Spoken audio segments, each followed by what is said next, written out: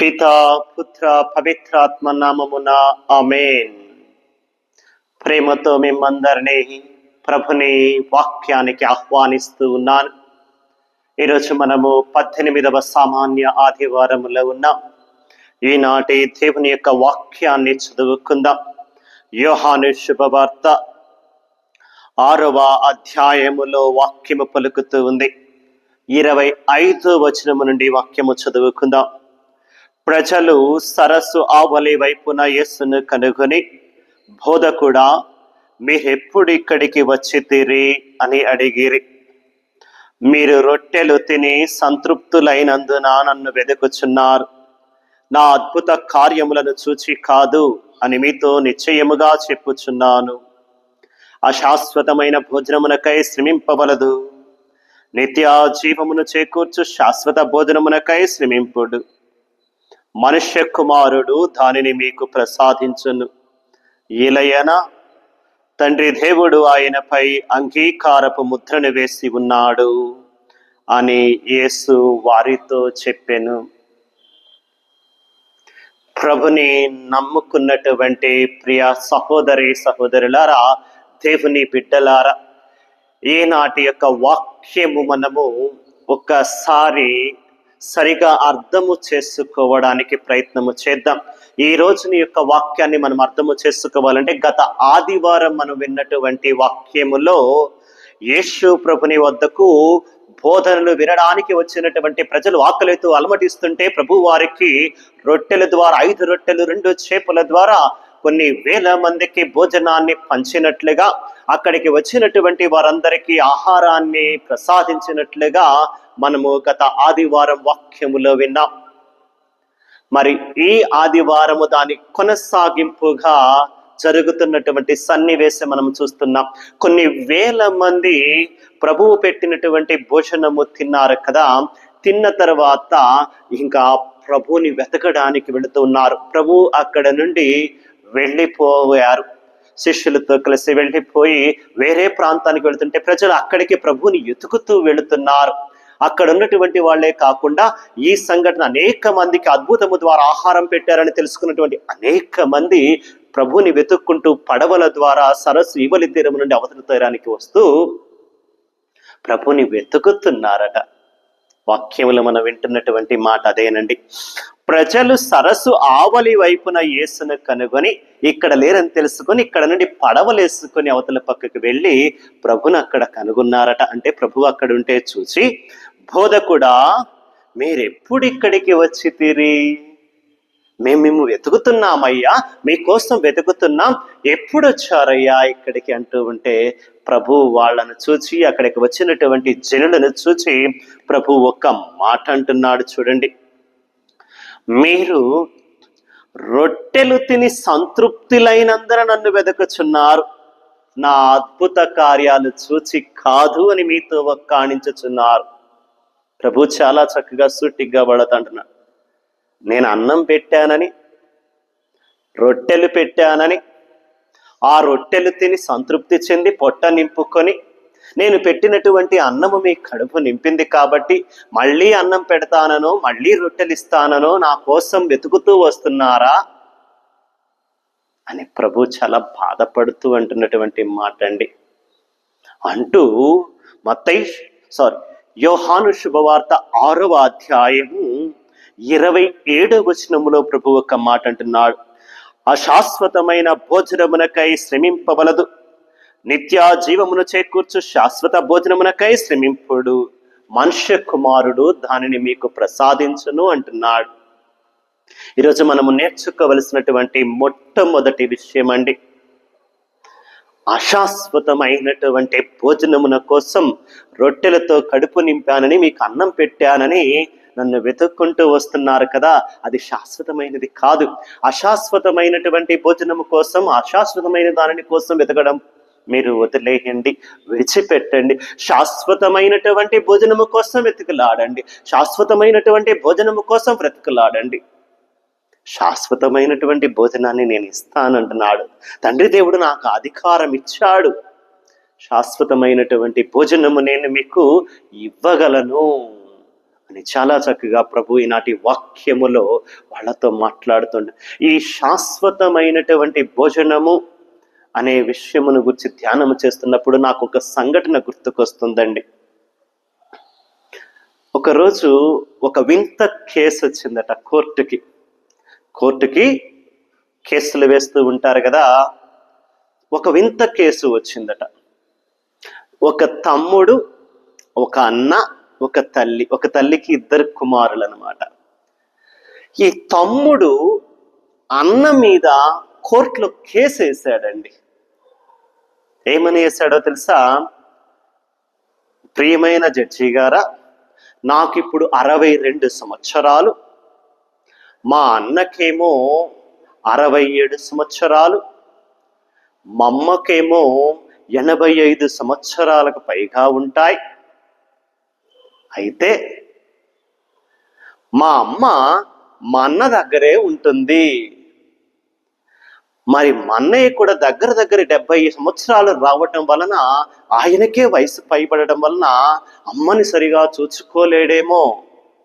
నేను ఇంకా చిన్నవాడిని కాబట్టి, ఇంకా వయసు ఉంది కాబట్టి, పని చేయగల శక్తి ఉంది కాబట్టి మా అమ్మని నా దగ్గరికి పంపండి, నేను బాగా చూసుకుంటాను. మా అమ్మని నాతో ఉండమని చెప్పండి, అన్నయ్యతోనే ఉంటుంది, మా అమ్మని నా దగ్గరికి పంపించరా అని అడుగుతూ కోర్టులో కేసు వేశాడండి ఒక తమ్ముడు అన్న మీద. అమ్మ కోసం, అమ్మ తనతో ఉండాలని, తన దగ్గర ఉండాలని, బాగా చూసుకోవాలని తపన, ఆశ, ప్రేమండి. ఈ రోజుల్లో మామూలుగా మనము ఎటువంటి కొట్లాటలు, ఎటువంటి తగాదాలు, ఎటువంటి కేసులు చూస్తామండి? అన్నదమ్ములు కొట్టుకోవటం, తగులాడుకోవడం. ఏమని? నా దగ్గర తప్ప, నీ దగ్గర ఉంచుకోపా, నాకేం చేసావని నువ్వు నా దగ్గర ఎందుకు, నువ్వు ఉంచుకుంటే ఉంచుకోలేదురా, చూసుకోలేదురా, నువ్వు మాత్రం నా దగ్గర రావద్దమ్మా అనే కొడుకులు ఉన్నటువంటి రోజులండి. మీ అమ్మ వస్తే మాత్రం ఇంట్లో నేనుండను, కావాలంటే మీ తమ్ముడి దగ్గరికి పంపించండి, మీ అన్న దగ్గరికి పంపించండి, కానీ మీ అమ్మ మన ఇంటికి వస్తే నేనుండను, నేను మా ఇంటికి వెళ్ళిపోతా అనే కోడళ్ళు ఉన్నటువంటి రోజులు ఇవి. నువ్వు మా ఇంటికి రావడానికి వీలేదు, కావాలంటే అన్న దగ్గరుండు, తమ్ముడి దగ్గరుండు, అక్క దగ్గరుండు, చెల్లి దగ్గరుండు, నా దగ్గరికి మాత్రం ఉంటాను లేదు, నేను చూసుకోలేను, నాకే లేదు, నీకెక్కడ పెట్టను అనేటటువంటి కొడుకులు ఉన్నటువంటి ఈ రోజుల్లో తల్లిదండ్రులు మాకొద్దు, కావాలంటే మీరు బతికేయండి, లేకపోతే అన్న దగ్గరికి పోండి, తమ్ముడి దగ్గరికి పోండి, కానీ నా దగ్గరికి వద్దు, నేను చూసుకోలేను, నా వల్ల కాదు అనేటటువంటి ఈ రోజుల్లో అన్నదమ్ముల ప్రేమ చూడండి. ఇది నిజంగా జరిగినటువంటి సంఘటన అండి. కోర్టుకు వెళ్ళారు, కేసు వేసి, తమ్ముడేమో నేను బాగా చూసుకుంటాను, అమ్మని నాకిప్పించండి, నేను ఇంకా చిన్నవాడినే కదా, కాబట్టి నాకు ఇంకా శక్తి ఉంది, అమ్మని బాగా చూసుకోగలుగుతా, అన్నయ్య వయసు అయిపోయింది, ఎక్కువ చూసుకోలేడు, ఆయనే ఇబ్బంది పడుతూ ఉన్నాడు, కాబట్టి అమ్మ అన్నయ్య దగ్గరే ఉంటుంది, నా దగ్గరికి పంపించండి జడ్జి గారా అని ఆయన.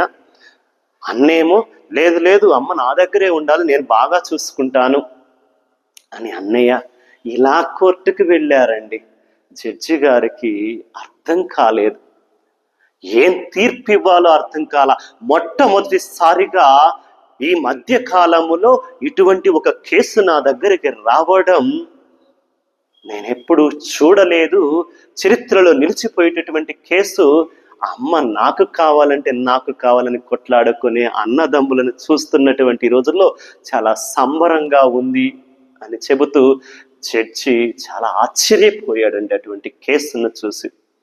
దేవుని నమ్మినటువంటి బిడ్డలారా, వాళ్ళిద్దరూ ఆస్తి కోసం కొట్లాడుకోలా, అన్నదమ్ములిద్దరూ అంతస్తు కోసం కొట్లాడుకోలా, తల్లిదండ్రులు దాచిపెట్టినటువంటి పొలాల కోసం కొట్లాడుకోలా, డబ్బు కోసం కొట్లాడుకోలా, నగల కోసం కొట్లాడుకోలా.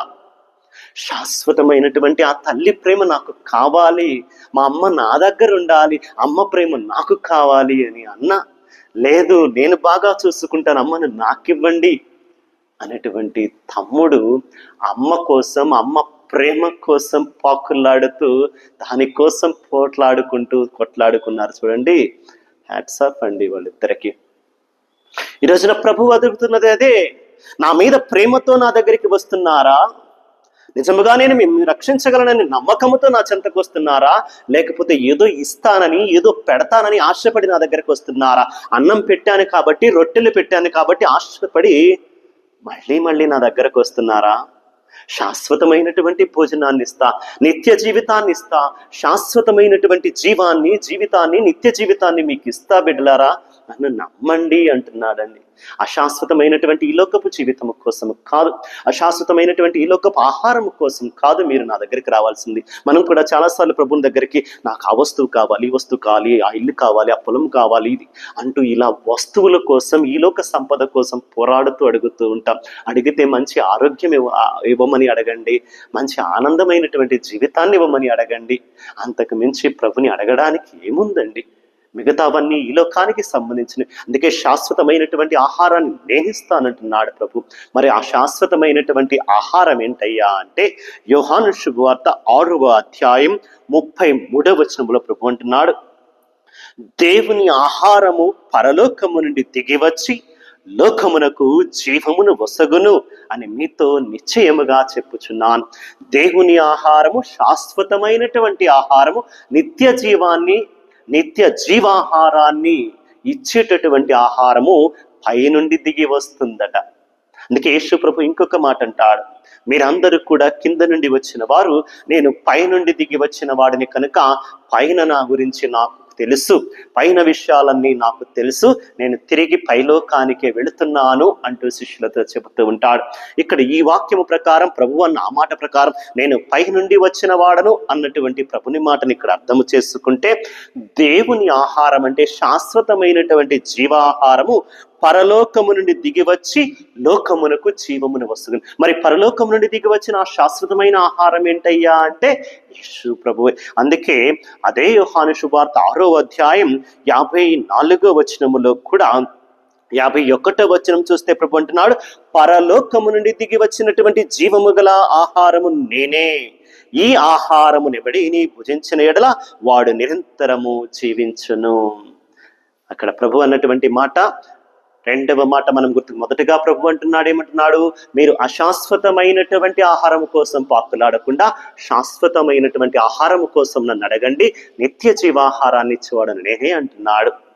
రెండవది, ఆ జీవాహారము శాశ్వతాహారం పరలోకము నుండి దిగి వస్తుంది, ఆ పరలోకము నుండి దిగి వచ్చినటువంటి ఆహారమును నేనే, నా ఆహారమును భుజించువాడు నిత్యము జీవించును అని ప్రభు రెండవ మాటగా నేనే ఆ జీవము గల ఆహారమును అని మనకు తెలియచేస్తూ 54వ వచనంలో కూడా ప్రభు అంటున్నాడు, నా శరీరమును భుజించి నా రక్తమును పానము చేయువాడు నిత్య జీవము పొందును, నేను అతనిని అంతిమ దినమున లేపుదును. చూడండి ప్రభు చాలా చక్కగా, నా శరీరమును ఎవరైతే భుజించి నా రక్తమును పానం చేస్తారో వారు నిత్య జీవితాన్ని పొందుతారు. ఇది శాశ్వతమైనటువంటి ఆహారం అండి. మనం ప్రభు దగ్గరికి వచ్చి అడగవలసింది శాశ్వతమైనటువంటి ఆహారం, నిత్య జీవాహారం, నిత్య జీవితాన్నండి. పరలోకములో స్థానము, నిత్యముగా జీవించేటటువంటి దైవరాజ్యంలో స్థానము కోసం ఆ నిత్య జీవాహారాన్ని మనకి ఇవ్వమని అడగాల. నిత్య జీవాహారం మరేమీ లేదు, క్రీస్తు ప్రభువే, దివ్యష ప్రసాదమే. ప్రతిరోజు దివ్య బలిపూజలో దివ్యష ప్రసాదం స్వీకరిస్తే అంతకు మించినటువంటి ఆహారము, జీవాహారం మరెక్కడా దొరకదండి. నిత్య జీవితాన్ని, పరలోక రాజ్యానికి మనల్ని చేర్చగలిగినటువంటి జీవాహారం, ఆ ఆహారాన్ని ఎవరైతే భుజించి నా రక్తమును ఎవరైతే పానము చేస్తారో వారిని నేను అంతిమ దినమున లేపుతాను, వారు నిత్య జీవితాన్ని పొందుకుంటారు.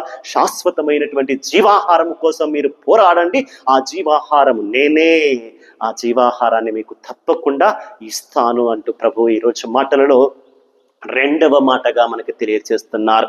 మరి మూడవదిగా ఈరోజు మనము నేర్చుకోవలసినటువంటి మాట ఏమిటయ్యా అంటే, యోహాను సువార్త 6వ అధ్యాయంలో ప్రభు మీరు అశాశ్వతమైన దానిని కోసం వెతుకుతున్నారు, శాశ్వతమైన దాని కోసం అడగండి, వెతకండి అని అన్నప్పుడు ప్రజలు ఆయనతో అంటున్నటువంటి మాట 28వ వచనములో అంటున్నారు యోహాను సువార్త 6వ అధ్యాయములో, అప్పుడు దేవుని కార్యము నెరవేర్చడానికి మేమేమి చేయవలెను? ప్రజలు అడుగుతున్నారట. అయితే మేమేమి చేయాలయ్యా అంటూ ఉంటే 29వ వచనములో ప్రభువు ఒక మాట అంటున్నాడు. అప్పుడు యేసు, దేవుడు పంపిన వానిని విశ్వసింపుడు, అదే దేవుడు మీ నుండి కోరునది అని చెప్పాను. ఏం చెప్తున్నాడండి? దేవుడు పంపిన వానిని మీరు విశ్వసింపండి. దేవుడు పంపిన వాడెవడు? దేవుని కుమారుడు, లోకరక్షకుడైనటువంటి యేసయ్య. ఆ మాటలు మనము యోహాను సువార్త 3వ అధ్యాయం 16వ వచనంలో కూడా చూస్తూ ఉంటాం. దేవుడు లోకమును ఎంతో ప్రేమించి తన ఏకైక కుమారుని మన కోసం పంపాను, మనల్ని రక్షించటకే కానీ శిక్షించటకు దండించటకు కాదు అంటూ వాక్యం ఉంటుంది. ఈ మాటలకు అర్థం, దేవుడు పంపినటువంటి నన్ను విశ్వసించండి, పైలోకము నుండి పరలోకము నుండి మీకోసం దిగి వచ్చినటువంటి నన్ను నమ్మండి. నన్ను నమ్మడం, నన్ను విశ్వసించడం అంటే నేను చెప్పిన ప్రకారం నా మాట చొప్పున జీవించడం అని ప్రభు అంటున్నాడు. అందుకే ప్రభు చాలా చక్కగా అంటూ ఉంటాడండి. మత్తయి సువార్త 7వ అధ్యాయం 21వ వచనంలో ప్రభు అంటాడు, ప్రభు ప్రభు అని నన్ను సంబోధించు ప్రతివాడు పరలోక రాజ్యమును చేరడు, కానీ నా మాట చొప్పున జీవించు ప్రతివాడు నిత్య జీవితాన్ని పొందుకుంటాడు, పరలోక రాజ్యాన్ని పొందుకుంటాడని ప్రభు అంటున్నాడు. యేసయ్యను నమ్మడం, విశ్వసించడం అంటే ప్రభు ప్రభు ప్రభు యేసయ్య యేసయ్య అంటాం కాదు. నేను ప్రతిరోజు ప్రార్థన చేస్తాను, లేకపోతే ప్రతిరోజు పూజకి వెళ్తాను, ప్రతిరోజు జపమాల చెప్పుకుంటాను, నేను 24 గంటల ఆరాధనలో ఉంటాను, ప్రార్థనలో ఉంటాను. ప్రార్థన చేయడం మంచిదే, దానితో పాటు ప్రభుని విశ్వసించడం అంటే ప్రభుని మాట చొప్పున మంచి జీవితము జీవించడం, 10 మంది కోసం జీవించడం, 10 మందికి ఉపయోగపడే జీవితం జీవించడం, ఎవరికి అన్యాయం చేయకుండా, అవినీతి చేయకుండా ఉండటం, ఎవరి గురించి చెడు మాట్లాడకుండా ఉండటం, మంచిగా జీవించడం అంటే మంచిగా ప్రేమగా జీవించడం, ఎవరికి కీడు తలపెట్టకూడదు, హాని తలపెట్టకూడదు. చేతనైతే మంచి చేయాలా, లేకుంటే సైలెంట్గా ఉండాలి, కానీ హాని తలపెట్టకూడదు, కీడు తలపెట్టకూడదు. శాశ్వతమైనటువంటి భోజనము కోసం పాకులాడండి, నేను నిత్య జీవితాన్ని ఇస్తానంటున్నటువంటి ప్రభు శాశ్వతమైనటువంటి ప్రేమ కోసం పాకులాడమంటున్నారు ఈ లోకములో. తల్లిదండ్రులను మనం ప్రేమించాలా, తల్లిదండ్రులను మనం అభిమానించాలా, ఆప్యాయతగా చూసుకోవాలా, ప్రేమగా చూసుకోవాలా. అంతే తప్ప వాళ్ళు ఏమిచ్చారు, నాకేం పెట్టావు, నాకేమిచ్చావు, ఆస్తంతా వాడికి ఇచ్చావు, డబ్బులన్నీ వాడికి ఇచ్చావు, ఈ మాటలకు ఆస్తి కోసం, అంతస్తు కోసం, లేకపోతే డబ్బుల కోసం తల్లిదండ్రుల ప్రేమను దూరంగా నెట్టివేయకండి. అశాశ్వతమైనటువంటి డబ్బు, హోదా, ఆస్తి, అంతస్తు కోసం పాకులాడుతూ శాశ్వతమైనటువంటి తల్లిదండ్రుల ప్రేమను దూరము చేసుకోకండి. నాకేమిచ్చావు అని అడుగుతారు చాలా మంది. నాకేం పెట్టావు, నాకేమిచ్చావు? అరే, ఈ రోజు నువ్వు ఉన్నదంతా వాళ్ళు పెట్టింది, నీలో ప్రవహిస్తున్నది వాళ్ళ రక్తం. నీవు ఇలా ఉన్నావంటే వాళ్ళు పెట్టిన తిండి, వాళ్ళు ఇచ్చిన చదువు, లేకపోతే వాళ్ళు ఇచ్చిన పట్ట, వాళ్ళు ఇచ్చినటువంటి రక్తమే నీలో ప్రవహిస్తుంది. ఏమిచ్చావంటారేంటండి? జీవితాన్ని ఇచ్చారు. నిలువునా నువ్వు నిలబడి అద్దంలో చూసుకుంటే ఇది వాళ్ళు ఇచ్చింది అన్న సంగతి గుర్తుపెట్టుకో. కాబట్టి తల్లిదండ్రులను ప్రేమగా ఆప్యాయతగా చూసుకోవడం అంటే వాళ్ళు ఏమిచ్చారు, ఏమిస్తారు, వాళ్ళ దగ్గర ఏమున్నది అని ఆశించి కాదండి. ఏమిచ్చినా లేకున్నా ఈ జీవితాన్ని ఇచ్చావు, నేను బ్రతకడానికి కారణం నువ్వే అమ్మా, నువ్వే నానా అంటూ తల్లిదండ్రులను ప్రేమగా శాశ్వతమైనటువంటి ప్రేమతో చూసుకోండి. అదే ప్రభు ఈరోజు అశాశ్వతమైనటువంటి కోసం పరుగులెత్తుతూ శాశ్వతమైనటువంటి నిజమైనటువంటి ప్రేమను, నిజమైనటువంటి అభిమానాన్ని, నిజమైనటువంటి ఆప్యాయతను దూరం చేసుకోకండి బిడ్డలారా అని చెబుతూ, నన్ను నిజముగా విశ్వసించడం అంటే నేను చెప్పినటువంటి మాట చొప్పున జీవించడం. అదే ఎఫెసీయులకు రాసినటువంటి లేఖల్లో కూడా 4వ అధ్యాయములో పునీత పౌలు గారు ఈరోజు వాక్యములు అంటున్నారు. 4వ అధ్యాయం 22వ వచన వాక్యము చూస్తే మనకు అర్థమవుతున్నటువంటి మాట, మీ పూర్వ జీవితపు పాత స్వభావమును మార్చుకొనుడు. 24వ వచనములు అంటున్నాడు, శాశ్వతమైన నీతిని, పరిశుద్ధతను కలిగి దేవుని పోలికగా సృజించబడిన కొత్త స్వభావమును ధరింపుడు. యేసు ప్రభుని నమ్మడం, విశ్వసించడం అంటే ఏంటండి?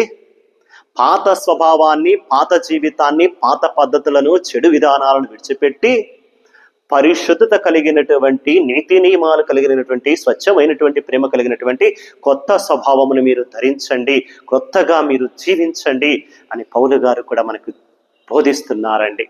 కాబట్టి దేవుని నమ్ముకున్నటువంటి బిడ్డలారా, ఈ 3 విషయాలు మనం ఈ రోజున నేర్చుకుందాం. ఒకటి, అశాశ్వతమైనటువంటి ఈ లోక సంపదల కోసం కాకుండా శాశ్వతమైనటువంటి జీవాహారం ఇచ్చినటువంటి ప్రభుని నమ్ముకుందాం. శాశ్వతమైనటువంటి ప్రేమను కలిగినటువంటి తల్లిదండ్రులను హక్కున చేర్చుకుందాం. కుటుంబ సభ్యులను ప్రేమగా చూసుకుందాం. అందరితో మంచిగా ఉందాం. రెండవది, జీవాహారం అంటే నిత్య జీవాహారాన్ని ఇచ్చేటటువంటి యేసు ప్రభు పైనుండి వచ్చిన వాడు కనుక దివ్య ప్రసాదము ద్వారా ఆయన మనకు ప్రతిరోజు కూడా నిజమైనటువంటి ఆహారాన్ని ఇస్తున్నాడు. ఆ నిత్య జీవాహారాన్ని పొందుకోవడానికి ప్రయత్నము చేస్తూ ప్రభువే నిజమైనటువంటి ఆహారమును నమ్మి విశ్వాసముతో దివ్యశ ప్రసాదాన్ని స్వీకరిస్తూ దానిలో ప్రభు ఉన్నాడు, ప్రభుని శరీరాన్ని రక్తాన్ని నేను స్వీకరిస్తున్నా, అదే నాకు నిత్య జీవాహారం ఇచ్చేది అని నమ్మి విశ్వసిద్దాం. మూడవదిగా గుర్తు పెట్టుకోవలసినటువంటి మాట, దేవుని కోసం, దేవుని రాజ్యము కోసం మనం ఏదైనా చేయాలంటే దేవునిచే పంపబడినటువంటి యేసు ప్రభుని నమ్మడం, విశ్వసించడం. నిజముగా ఆయన నమ్మి విశ్వసించడం అంటే ఆయన మాట చొప్పున జీవించడం. ఆయన మాట చొప్పున జీవించి మంచి జీవితము జీవించడం అంటే పౌలు గారు అంటున్నట్లుగా పాత స్వభావాన్ని, పాత జీవితాన్ని విడిచిపెట్టి యేసు ప్రభుని వలె పరిశుద్ధతతో, స్వస్థతతో, యేసు ప్రభుని వలె మంచి జీవితము కలిగి పాత పద్ధతులను విడిచిపెట్టి క్రొత్త పద్ధతులను, క్రొత్త జీవితాన్ని జీవించడమే నిజమైనటువంటి యేసు ప్రభుని నమ్మినటువంటి వారు చేసేది. కాబట్టి దేవుని నమ్ముకున్నటువంటి బిడ్డలారా, ఈరోజు పట్టణాలు చాలా చక్కగా మనకు తెలియచేస్తున్నటువంటి మాట, నిత్య జీవమైన, నిత్య జీవాహారమైన, పరలోక రాజ్యమైన, దైవరాజ్యంలో స్థానమైన ఇవ్వగలిగేది యేసు ప్రభువు మాత్రమే. ఆయన నమ్ముకోవడం అంటే ఆయన మాట చొప్పున జీవిస్తూ పాత జీవితం విడనాడి కొత్త జీవితము, కొత్త పద్ధతి జీవించడం, క్రొత్త స్వభావాన్ని కలిగి మంచి జీవితము జీవిస్తామయ్యా, నీవు చెప్పినటువంటి నీ మాట చొప్పున జీవిస్తామయ్యా అంటూ ప్రభువుకి మాటిస్తూ దివ్యశ ప్రసాదం తీసుకునే ప్రతిసారి నిత్య జీవాహారాన్ని స్వీకరిస్తున్నామని నమ్మి విశ్వసించి ప్రభుని శరీర రక్తాలను స్వీకరిస్తున్నామని నమ్మి విశ్వసించి జీవిద్దాం. జీవాహారాన్ని, జీవజలాన్ని, నిత్య జీవాన్ని, దైవరాజ్యంలో స్థానాన్ని ఇవ్వగలిగినటువంటి యేసు ప్రభుని విడిచిపెట్టకుండా నమ్మి విశ్వసిస్తూ అందరము ప్రేమగా, శాశ్వతమైనటువంటి ప్రేమను కలిగి ఉన్నటువంటి కుటుంబములో అందరము ప్రేమను పంచుకుంటూ మంచిగా ప్రేమగా ఉందాం. అందుకు కావలసినటువంటి శక్తిని, అనుగ్రహాలను ఇవ్వమని ప్రభుని ప్రార్థన చేసుకుందాం. కళ్ళు మూసుకోండి, నాతో పాటు ఏకీభవిస్తూ ఒక్క 2 నిమిషాలు ప్రభుని ప్రార్థించుకుందాం. పరిశుద్ధుడు, ప్రేమమయుడైన యేసు ప్రభువా, నీకే వందనాలు, స్తుతులు, స్తోత్రములు తండ్రి. నేను నమ్ముకున్నటువంటి బిడ్డలమయ్యా, నీ అందే విశ్వాసముతో అడుగుతున్నా, నీ ఉన్నావని నమ్మి అనేక సార్లు నీ చెంతకొచ్చి ప్రార్థిస్తున్నాము తండ్రి.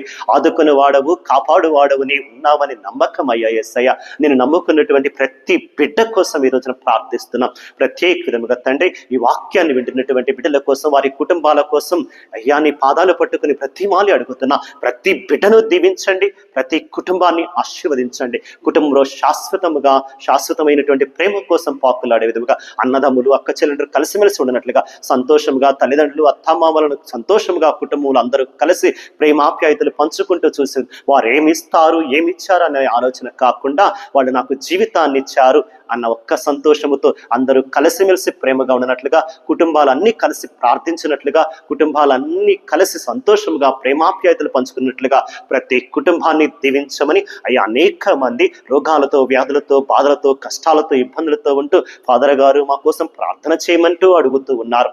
ఆ కుటుంబాలను, ఆ బిడ్డలు జ్ఞాపకం చేసుకుంటున్నా. అటువంటి బిడ్డలందరినీ కూడా ఈ రోజున ముట్టండి, తాకండి, ఆశీర్వదించండి అయ్యా. నేను అందిస్తున్నటువంటి ఈ వాక్యం ఇంకా అనేక మందికి చేరే విధముగా ఈ వాక్యాన్ని వింటున్నటువంటి వారందరూ కూడా ఇతరులకు ఈ యొక్క వాక్యాన్ని పంచుకొని షేర్ చేసుకున్నటువంటి ఈ యొక్క మంచి మనసును వారికి కూడా దయచేయమని, ఇక్కడ వాక్యాన్ని వింటున్నటువంటి ప్రతి బిడ్డను కూడా ముట్టి ఆస్వాదిస్తూ ఆ కుటుంబాలను మరింతగా దీవిస్తూ, ఆ కుటుంబాలలో ఎవరు ఏ బాధతో, ఏ వ్యాధితో, ఏ రోగంతో ఉన్నా స్వస్థావరణను కుమ్మరిస్తూ వారికి కావలసిన శాంతిని, సమాధానాలను, నిత్య జీవాన్ని, నిత్యరాజ్య, పరలోక రాజ్య ప్రాప్తిని అందరికీ దయచేస్తూ ఏ బిడ్డ నశించిపోకుండా, ఏ కుటుంబము నాశనము కాకుండా ప్రతి బిడ్డను, ప్రతి ఆత్మను కాపాడి ప్రతి కుటుంబాన్ని రక్షించమని యేసు ప్రభుని పరిశుద్ధ నామమున అడిగి వేడుకొనుచున్నాము తండ్రి.